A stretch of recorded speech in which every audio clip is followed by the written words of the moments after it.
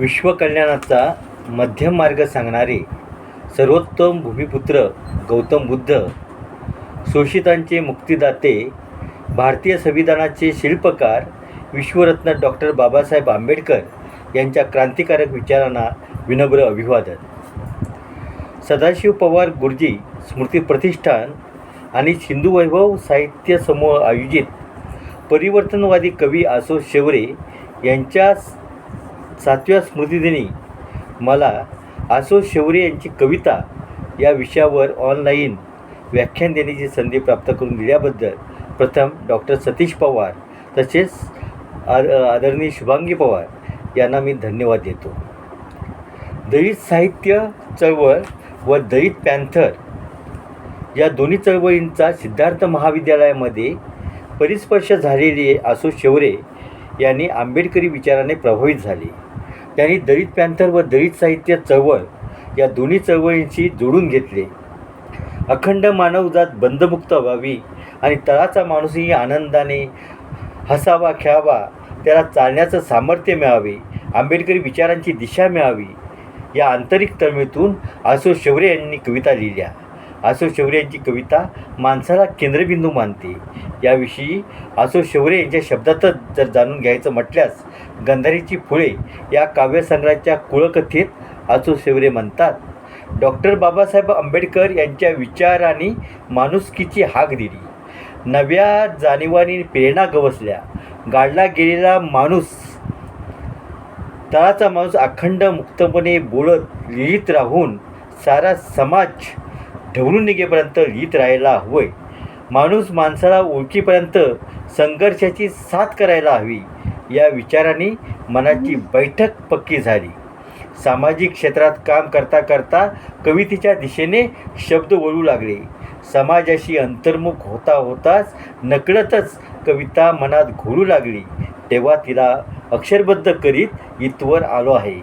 आसो शेवरे यांचं हे मनोगत आहे. या मनोगतावरून आपल्याला लक्षात येतं की आसो शेवरे यांच्या मनोगतावरून आसो शेवरे यांच्या कवितेमध्ये चा केंद्रस्थान हे माणूस आहे. माणसाची कविता हे आसो शेवरेंच्या कवितेचं केंद्रस्थान आहे. आसो शेवरे यांच्या गंधारीची फुले या हा पहिला काव्यसंग्रह 26 मे 1983 रोजी प्रकाशित झाला. या काव्यसंग्रहात आसो शेवरे यांनी 1970 ते 1983 या कालखंडातील कवितांचा समावेश केला आहे. गंधारीची फुले या पहिल्या काव्यसंग्रहात आसो शेवरे मान्य करतात की कविता करून पोट भरत नाही. कविता ज्यांना समजत नाही त्या लोकांच्या दृष्टीने कवी हा टिंगल-टवाळीचा विषय असतो. तरीही आम्ही कविता लिहितो. याचं कारण आसो शेवरे गंधारीची फुले या काव्यसंग्रहातील माझी कविता या पहिल्याच कवितेमध्ये अधोरेखित करतात. दोस्त हो, आम्ही कविता लिहितो तुम्हाला नको असतानाही. दोस्त हो, आम्ही कविता लिहितो तुम्हाला नको असतानाही. शब्द वळतात आमच्या समाधानासाठी, कधी क्रांतीसाठी, कधी उत्क्रांतीसाठी. माणसावर सुक्त लिहितो माणूस जागा करू. माणसावर सुक्त लिहितो माणूस जागा करू. आसो शेवरे काय म्हणतात, दोस्त हो, आम्ही कविता लिहितो तुम्हाला नको असतानाही. शब्द वळतात आमच्या समाधानासाठी, कधी क्रांतीसाठी, कधी उत्क्रांतीसाठी. माणसावर सुक्त लिहितो माणूस जागा करून. वरील काव्यपंक्तीवरून आसो शेवरे यांचा उद्देश माणसाला जागा करून माणसावरच सुक्त लिहिण्याचा आहे. गुलामाला गुलामगिरीची जाणीव करून द्या, म्हणजे तो बंड करून उठेल. या आंबेडकरी विचाराने प्रभावित झालेल्या आसो शेवरे यांनी कोकणातील ज्या ग्रामीण माणसापर्यंत डॉक्टर बाबासाहेब आंबेडकरांचे विचार अजून पोहोचले नाहीत ते आपल्या बांधवांपर्यंत पोहोचावे या हेतूने मुंबईतील नोकरीवर लाथ मारून कोकणातील पूर्वीचा रत्नागिरी जिल्ह्यातील आपल्या कोर्ले या गावी राहणे पसंत केले. सन 1974 मुंबईहून कोकणात आल्यावर गावीच राहण्याचा त्याने दृढनिश्चय केला. अनेक अडचणींना सामोरे जात कवितेशी जुळलेले नाते व सामाजिक कामाच्या आंतरिक तळमळीने ते सतत माणसामध्ये कार्यरत राहिले. त्यांना डॉक्टर बाबासाहेब आंबेडकरांचा मानवमुक्तीचा विचार सारखा प्रफुल्लित करीत होता. आपल्या कवितेनुसार जे काही करता येईल ते करीत राहून समाजात जागृती करून नवी पिढी तयार होऊन नव्या वाङ्मयीन निर्मितीचे उन्मेष दलित साहित्यामध्ये येत राहावे, यासाठी महाराष्ट्राप्रमाणे कोकणातही दलित साहित्य चळवळ सुरू करण्याचा त्यांनी प्रयत्न केला. सुरुवातीला आसो शेवरे एकटे होते. पुढे त्यांना अनेक मित्र भेटत गेले. ते चळवळीत आले. कोकणात रत्नागिरी, खारेपाटण, कणकवली, कुडाळ, वेंगुर्ले या ठिकाणी दलित साहित्य मेळावे, कवी संमेलनं यांच्या माध्यमातून आसो शेवरे यांनी वाङ्मयीन वातावरण तयार केले. सुरुवातीच्या काळात आसो शेवरे यांनी आयोजित केलेल्या कार्यक्रमांना डॉक्टर गंगाधर पानतावणे, प्राध्यापक केशव मेश्राम, राजा जाधव, मधु मंगेश कर्णिक, प्राध्यापक धुंबरलाल कांबळे, सुप्रसिद्ध कवी व विचारवंत जवी पवार, प्राचार्य संपतराव जाधव, प्राध्यापक श्रद्धा राणे इत्यादी साहित्यिकांनी उपस्थित राहून मार्गदर्शन केले. प्राध्यापक वैजनाथ कळशे, प्राध्यापक भरतकुमार दहीहंडे, सुभाष कदम, राजा जाधव, नारायण कांबळे, सिद्धार्थ देवदेकर, बेच पवार, राजाभाऊ केळवळकर, संध्या तांबे, लहू पवार, अनिल माने या सुरुवातीच्या मित्रांसह वाङ्मयीन चळवळ चर्चा, मेळावे, संमेलन यांच्या आयोजनाने रुजवण्याचा आबा शेवरे यांनी प्रयत्न केला.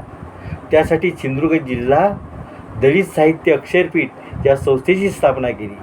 नव्या पिढीला लिहिते करण्यासाठी व परिवर्तनाचा विचार सामान्य लोकांपर्यंत पोहोचवण्यासाठी एखाद्या अनियतकालिकाची गरज आहे हे ओळखून हातींना पदरी आणि बाजारात इदरी अशी स्थिती असतानासुद्धा प्रसमान हे अनियतकालिक 1982 सुरू केले. या वाङ्मयीन चळवळीच्या माध्यमातून सामान्य माणसाच्या मनाची केलेली कोंडी, त्या अनुषंगाने निर्माण झालेली परंपरा व मानसिक गुलामगिरी नष्ट करण्यासाठी त्यांच्या हातात नवी पताका दिली. गांधारीची फुले या काव्यसंग्रहातील पताका या कवितेत आसो शेवरे व्यक्त होतात. घेऊन हाती नवी पताका, क्रांतिध्वज हा फडकू दे. घेऊन हाती नवी पताका, क्रांतिध्वज हा फडकू दे. अंतर्बाह्य रंग मानवा याच क्षणाला बदलू दे. अंतर्बाह्य रंग मानवा याच क्षणाला बदलू दे. कवी आसो शेवरे विषमता, जुन्या चालीरीती, जातपात यांचा समूळ नाश करण्याचे माणसाला आवाहन करतात. बंधुत्वाच्या नात्याने नव्या पिढीला पुढील मार्गक्रमण करून चैतन्याची नवीन लाट त्यांच्या मनात उसळावी ही कवीची मनीषा आहे. कारण हजारो वर्ष या परंपराने माणसाला माणूस म्हणून नाकारले. समाज उन्नतीसाठी कसा माणूस हवा याचे सुरेख स्वप्न गांधारीची फुले काव्यसंग्रहातील नव्याच मजला हवा या कवितेमध्ये आहे. समाज उन्नतीसाठी मजला नवा विचार हवा. समाज उन्नतीसाठी मजला नवा विचार हवा. नव्या मनाचा, नव्या दिलाचा, नवाच माणूस हवा. आसो शेवरे यांना आधुनिक विचारांचा, नव्या युगाचा स्वागत करणारा वीर माणूस हवा आहे. त्यांना आधुनिक विचारांचे अमृत प्राशन केलेला नवा शेतकरी, कामकरी, मजूर हवा आहे. जो कष्टकरी उत्पादनाची डोंगर रचेल. आधुनिक शाह, नव्या विचारांचा शिक्षक, दुःखितांचे हित साधणारा नवीन राज्यकर्ता. दुःखितांचे हित साधणारा नवीन राज्यकर्ता, तरुणांचे मन जिंकेल, तरुण पिढीला आदर्श असा शिल्पकार प्राप्त व्हावा हे स्वप्न पाहणारे आसो शेवरे इतकी सारी जुनी अडगळ विकू पाहतात. त्यांना ध्रुवापलीकडचा व्यापारी हवा आहे, जो माणुसकीला डंक मारणाऱ्या साऱ्या भंगार वस्तू साता समुद्रापलीकडे खोलवर सागरात लोटून देईल. तेव्हाच बंधुता, करुणा, शांती विश्वात नांदेल आणि जग सुंदर दिसेल.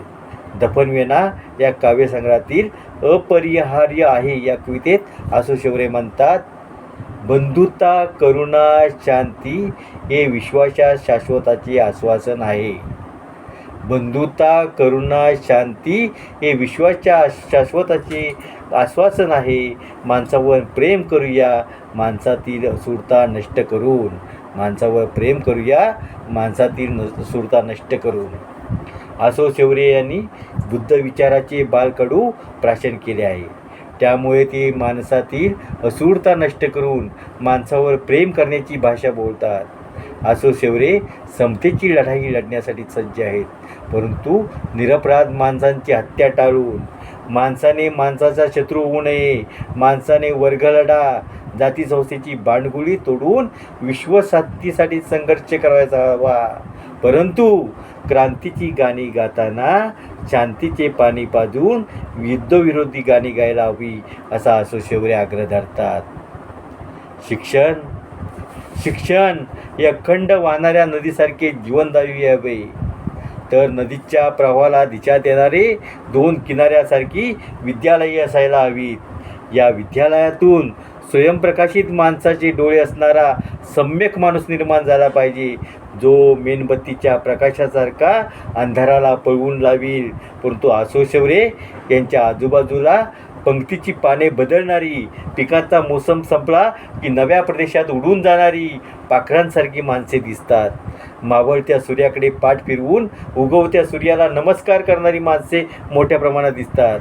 या माणसांनी आपले इमान जपावे म्हणून आसो शेवरे दफनवेना काव्यसंग्रहातील या अनित्य जगात या कवितेत सल्ला देतात. या अनित्य जगात बदल अपरिहार्य आहे.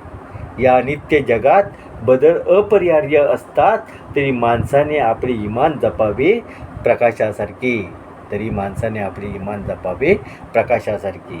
हे जग अनित्य आहे. जगात सातत्याने बदल होत आहेत. देश विदेश ओलांडीत रोजीरोटीसाठी माणसे शहराकडे धावतात. शहरांमध्ये माणसांचा लोंढा वाढून शहरात बकाल झोपडपट्ट्या निर्माण होतात. किड्या मुंग्यांसारखी माणसं झोपडपट्टीमध्ये राहतात, परंतु शहराच्या सौंदर्यीकरणाच्या नावाखाली झोपडपट्ट्यांवर बूटअदर फिरवला जातो, माणसांचा चिखल केला जातो. 0 बॅलन्स असलेले माझे पासबुक या काव्यसंग्रहातील माणसाला नाकारून चालणार नाही. या कवितेत आसो शेवरे म्हणतात की माणूस कसाही असला तरी त्याला नाकारून चालणार नाही. प्रेम नि बंधुता जपणारा माणूस होत आहे दुर्मिळ. परिवर्तित झाल्या जगण्याचे संदर्भ. जुन्या सदऱ्याची मापं नव्या सदऱ्याने केव्हाच नाकारले आहेत, पण माणसाने माणसाला नाकारून चालणार नाही. आसो शेवऱ्यांचा माणसाने माणसाला नाकारून चालणार नाही हा विचार त्यांच्या जवळजवळ सर्व कवितांचा केंद्रबिंदू आहे. माणसातील मतभेदाच्या भिंती वाढू नयेत. माणूस हा समाजप्रिय प्राणी आहे, हे त्यांनी विसरू नये. आपले प्रेत आपल्या खांद्यावरून माणूस स्वतः वाहून नेऊ शकत नाही, ते कोणत्याच माणसाला शक्य नसतं. त्यासाठी समाजाची गरज असते. म्हणून माणसाने प्राण्यांप्रमाणे कल्पाने राहिलं पाहिजे, पक्ष्यांप्रमाणे घरट्यामध्ये एकोपाने राहिलं पाहिजे, एकमेकांच्या सुखदुःखात माणसानं सामील झाले पाहिजे. हा विचार आसो शेवरे यांच्या माणूस एक या कवितेत डोकावतो. माणूस सुखदुःखाची जाणीव असलेला हवा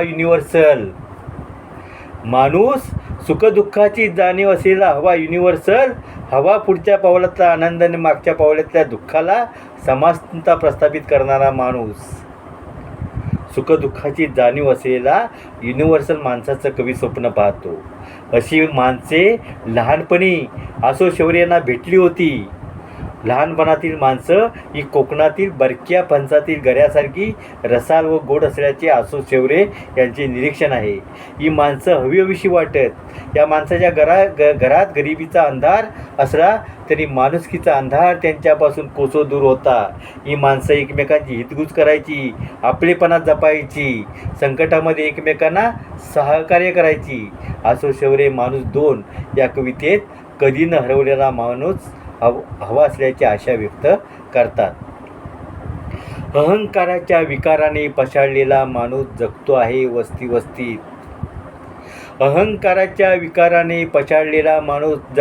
वस्तीत. जगतो गरीब, जगतो पैसेवाला, पण हरवत चाललाय माणसातला माणूस. आपल्याला हवा कधी न हरवलेला माणूस आज, उद्या आणि अनंतकाल. 90च्या दशकापासून जागतिकीकरणाच्या खाऊदा धोरणाने भारतीय उपखंडात धुमाकूळ घातला आहे. जागतिकीकरणामुळे सर्वसामान्यांवरील प्रश्न अधिक जटिल झाले आहेत. नव्या विकास नीतीच्या पडद्याआडून मानवी जगण्याच्या जिवंतपणाचे सगळे पुरावे नष्ट करून त्यांची सवंग वस्तुकरण करण्याची नवी संस्कृती उदयास आलेली आहे. मनुष्याच्या भूमी, जंगल, पाणी, भाषा, त्याचा देहाचा हरेक अवयव अशा विविध अंगोपांगावर या संस्कृतीने आक्रमण केले आहे. 90च्या दशकातील जागतिकीकरणामुळे जग जवळ आले, परंतु सामाजिक विषमतेप्रमाणे आर्थिक विषमतेच्या भिंती वाढल्या. जागतिकीकरणामुळे आलेल्या मुक्त बाजारपेठेत संस्कृती व सांस्कृतिक मूल्य अडगळीत गेली. माणूस माणसाला पारखा झाला, भाऊ भावाचे नाते विसरला, शेजार धर्म इतिहास जमा झाला, माणसांमध्ये दऱ्या निर्माण झाल्या. याची आसोशेवर यांना खंत वाटते. म्हणून दारिद्र्यात खितपट पडलेल्या तिसऱ्या रांगेतील माणसांचे प्रश्न जागतिक मंचावर चर्चेला आले पाहिजे, हा त्यांचा आग्रह आहे. मात्र माणूस म्हणून जगताना काही झाले तरी माणसाने माणसांची जीवनमूल्य जपली पाहिजेत. भुकेलेल्यांना भाकरी आणि बेकारांना नोकरी मिळाली पाहिजे. माणसाला सत्य म्हणण्याची जाण व सम्यक दृष्टीचे भान येणे, यासाठी आसोशेवरे माणूस म्हणून जगताना या कवितेत बुद्धत्वाचा मार्ग दाखवतात. सत्याला सत्य आणि असत्याला असत्य म्हणावे. सम्यक दृष्टी प्राप्त करत चालत राहावे अखंड माणूस म्हणून जगताना. आसोशेवरे यांनी त्यांच्या कवितेत आलेल्या बऱ्या वाईट माणसांबद्दल वापरलेली रूपके देखील अप्रतिम आहेत. आसोशेवरेच्या वेगळ्या ढंगाच्या शैलीने मराठी भाषेत भर घालून मराठी भाषा समृद्ध केलेली आहे. उदाहरणार्थ, श्रीमंत वासाची माणसं, निळ्या कोळ्यासारखी रंग बदलणारी माणसं, बरक्या फणसासारखी माणसं, बरक्या फणसाच्या चारखंडासारखी माणसं, सरड्यासारखी माणसं, रंग बदलणारी माणसं, वडाची साल पिंपळाला लावणारी माणसं, समुद्राच्या ओहोटीसारखी माणसे, उजेडात प्रकाश पुरवणारा माणसांचा समूह, अंधारात कोंडलेली माणसं, अंधारात गुदमरलेली माणसं, बोरीचे झाड असे विविध प्रकारचे प्रतिमा विश्व शब्द आसोशेवर यांच्या कवितेमध्ये येते.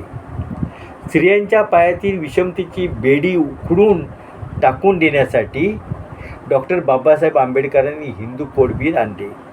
हिंदू कोड बिल मंजूर करून घेण्यासाठी त्याने आपले सारं पांडित्य पणाला लावले. या बिलाला विरोध करणाऱ्या डॉक्टर राजेंद्र प्रसाद, सरदार वल्लभभाई पटेल, महात्मा गांधी आदी नेते होते. परंतु हे बिल संपूर्ण पास करण्यासाठी विरोध झाला असला तरी त्यातील बहुतेक कलमांनी आज कायद्याचं रूप प्राप्त केलं आहे. डॉक्टर बाबासाहेब आंबेडकरांमुळेच मोठ्या प्रमाणात स्त्रिया चळवळीमध्ये सक्रिय झाल्या. बाबासाहेबांनी चळवळीतील दलित दुबळ्या स्त्रियांना प्रथमतः जागृत करण्याचं काम केलं. स्त्रियांना बुद्ध धम्माच्या रूपात विनयाचा आदर्श दिला. आसोशेवरे बुद्ध आणि आंबेडकरी विचारांचे काटेकोर पालन करणारे शिलेदार, त्यामुळे त्यांचाही स्त्री पुरुष समानतेवर अढळ विश्वास. म्हणूनच चाफेकरीसारख्या या कवितेत ते स्त्रीला आव्हान करतात, चार भिंतीच्या आत घुसमटणे सोडून दे, थोडी मैदानात ये, मोकळ्या हवेत खुळून ये. आसोशेवरे यांनी आपल्या अनेक कवितांमध्ये कष्टकरी, कुटुंबासाठी कष्ट करणाऱ्या, हाल अपेष्टांमध्ये जीवन कटणाऱ्या स्त्रियांबद्दलची व्यक्तिचित्र रेखाटली आहेत. त्यांसाठी त्यांच्या झिरो बॅलन्स असलेलं माझं पासबुक या काव्यसंग्रहातील नकुशा व कासूबाई या कविता मुळापासूनच वाचायला हव्यात. तसेच स्वाभिमानी जीवन जगताना पत्नीला अपार कष्ट सोसावे लागली, त्याची कृतज्ञता म्हणून काय त्याने आपल्या प्रियसखी पत्नीवर मायावती ही कविता लिहिल्याचे वाटते. या कवितेत आसोशेवरे लिहितात, मी एक वावटल वारा आणि तू मंद वाऱ्याची झुळझुळणारी झुळूक. तुझ्या ओठांवर पाहताना यशोधरेचे हास्य आणि आपल्या जखमा आपणच करतात साफ. दुःखाचं भांडवल करून तू जगत नाहीस प्रिय. दुःखाचं भांडवल करून तू जगत नाहीस प्रिय. आसो शेवरे प्रत्यक्ष जीवनातील अजातशत्रू व्यक्तिमत्व. साधी राहणी व उच्च विचारसरणी ही त्यांचा स्थायी भाव. अतिशय प्रतिकूल परिस्थितीत ते स्वाभिमानी म्हणून जीवन जगले. ते कुशल संघटक होते. सामाजिक क्षेत्रातील विविध प्रकारचे गुंतागुंतीचे प्रश्न सक्रिय सहभाग करून त्यांनी सोडवले. सामाजिक प्रश्न उत्तम रीतीने राबवण्यासाठी त्यांनी विकास प्रबोधिनी सिंधुदुर्ग या सामाजिक संस्थेची स्थापना केली. या संस्थेचे आसो शेवरे संस्थापक अध्यक्ष होते. आसो शेवरे यांच्यापासून प्रेरणा घेऊन वारगावच्या सौ अनिया कुलकर्णी यांनी विकास प्रबोधिनीचे काम जोराने सुरू ठेवले आहे. त्यांना साहिस्ते गावच्या माजी सरपंच सौ राधाबाई गुरव, सौ जयश्री धनावडे व त्यांचे इतर सहकारी उत्तम प्रकारे सहकार्य करत आहे. आजही विकास प्रबोधिनीचं काम चालू आहे. ही आसो शेवरे यांच्या कामाची पोचपावती आहे. आसो शेवरे कायम कार्यकर्ते कवी म्हणून जगले वावरले. आसो शेवरे फक्त कवी नाही तर आसो शेवरे कायम कार्यकर्ते कवी म्हणून वावरले. नव्याचा ध्यास घेणाऱ्या या कवीने बोले तैसा चाले या उक्तीप्रमाणे आपले आचरण ठेवले. सुरुवातीला सिंधुदुर्ग जिल्हा दलित साहित्य अक्षरपीठ या संस्थेची उभारणी करणाऱ्या आसो शेवरे यांनी सन 1994 साली कवी सुनील हेतकर व मला सिंधुदुर्ग जिल्हा दलित साहित्य अक्षरपीठाचे नाव सिंधुदुर्ग जिल्हा सम्यक साहित्य अक्षरपीठ करण्याची परवानगी दिली. आसो शेवरे यांनी सिंधुदुर्ग जिल्हा दलित साहित्य अक्षरपीठ हे नाव केलं होतं. पण 1994 आम्ही विनंती केली आणि या दलित साहित्य अक्षरपीठाचं आम्ही नामकरण केलं, सिंधुदुर्ग जिल्हा सम्यक साहित्य अक्षरपीठ केलं. आणि पुढे 2002 साली या संस्थेचं नाव सिंधुदुर्ग जिल्हा सम्यक साहित्य संसद करण्याची अनुमती आसो शेवरे दिली. त्याचप्रमाणे 1994 पासून प्रसंवादच्या संपादनाची जबाबदारी माझ्यावर देऊन पुढील काळात त्याने मार्गदर्शक म्हणून भूमिका निभावली. त्यांनी स्थापन केलेल्या सम्यक संसदेचे व प्रसंवादांचे काम आम्ही जोमानं सुरू करत आहोत, सुरू ठेवलेलं आहे. 0 बॅलन्स असलेला पासबुक सांभाळणारे आसो शेवरे मनाने श्रीमंत होते, माणसात रमणारे होते. त्यांनी माणसाला बुद्धाचा नीतीचा मार्ग सांगितला. सम्यक माणूस घडवण्यासाठी नालंदा विद्यापीठाचा मार्ग दाखवला.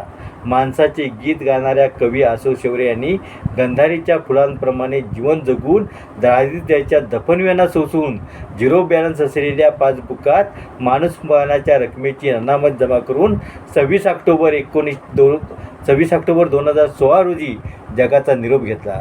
म्हणून त्यांच्या मानवतावादी कविता व त्यांनी स्थापन केलेल्या सम्यक साहित्य संसद विकास प्रबोधिनी या संस्था व प्रसंवादांच्या माध्यमातून ते कायम स्मृतीत राहील. मला इथे फेसबुक लाईव्हला ऑनलाईन जाहीर व्याख्यान देण्यासाठी निमंत्रित केल्यावर पुन्हा एकदा मी डॉक्टर सतीश पवार यांचे आभार मानून मी इथेच थांबतो. जय भीम, जय भारत. हे बंद कर.